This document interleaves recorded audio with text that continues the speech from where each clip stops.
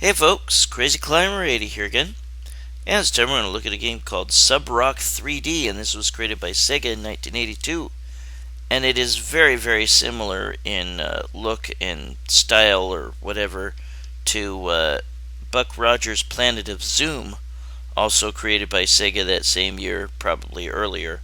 There is the cockpit version of Sub Roc-3D, but it is a game where you can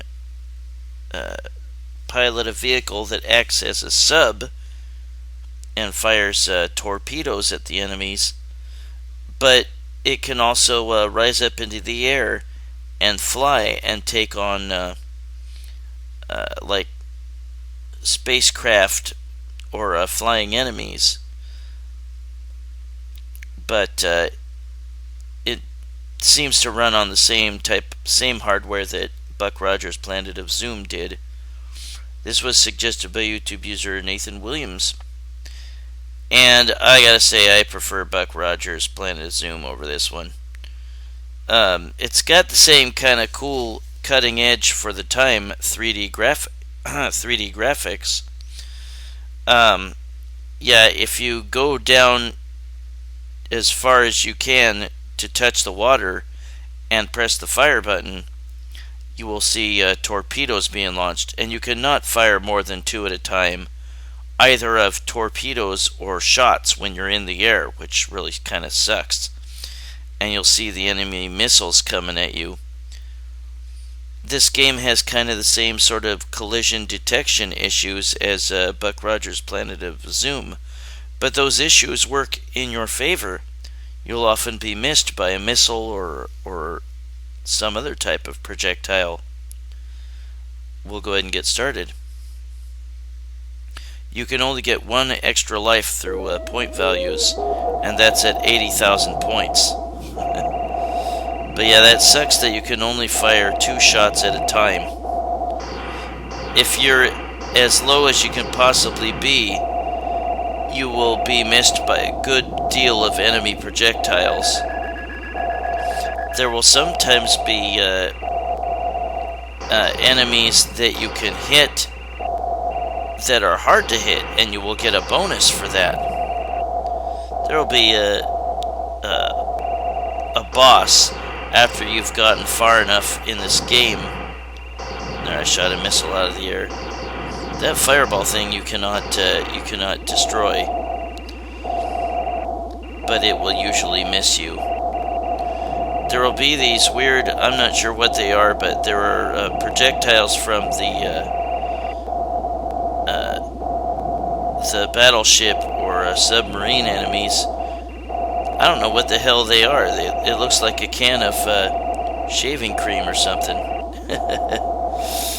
But that guy that sped up at the last moment to get away from my torpedoes, he was a bonus, or he would have given me a bonus for hitting him. But never stay still, just keep moving. Yeah, I definitely prefer Buck Rogers' Planet of Zoom. It was just more interesting, and you can shoot more often in Buck Rogers' Planet of Zoom. I don't remember coming across this one, oops. Yeah, those shaving cream cans or whatever the hell they are, they're hard to avoid. The missiles you can shoot out of the air, you can shoot the shaving cream cans too. You'll notice that there's a red spot. You don't have to hit the enemy when it's in it. You just need to hit the enemy. And this flying enemy is best hit by your shots. Sometimes it's hard to tell if you actually hit him or not, but you get a bonus meter counting down, and if you have bonus points left on that, they're added to your score once you kill the boss there. And then once you kill the boss, then you start all the rounds over again. There's some ugly color patterns to the round at certain points, but you'll see an altimeter to the right as you move up or down, touch down on the sea, or rise up in the air. There, I got a bonus. You can get a bonus for finishing off a group of 3 enemies that are flying. And there's the sky and sea are purple. Kinda weird. But yeah, there's an altimeter to the far right. And as you move up to fly up into the air, or move down to touch down onto the sea, then that altimeter will rise up and down. There, I got a bonus for hitting another special enemy. Oops. Generally, those missiles don't fly low enough, or at least early on, to hit you.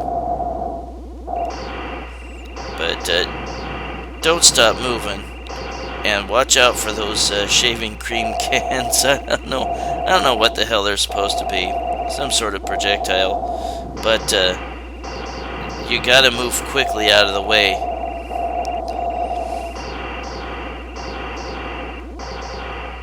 I'd never even heard of this before. It definitely has a lot of the same feel as Buck Rogers' Planet of Zoom. Ooh, I hit him quickly. I'll get a lot of bonus points. But yeah, there's only 1 extra life in this game, and you get it at 80,000 points. You don't get it at multiples of 80,000 points, just 80,000 points. Later on in the game, there will be a pirate ship that you can hit for bonus points. And then later on after that, you can shoot a hot air balloon for bonus points. That fast-moving target in the background, he was worth some bonus points. But yeah, don't worry about that fireball thingy or the missiles so much.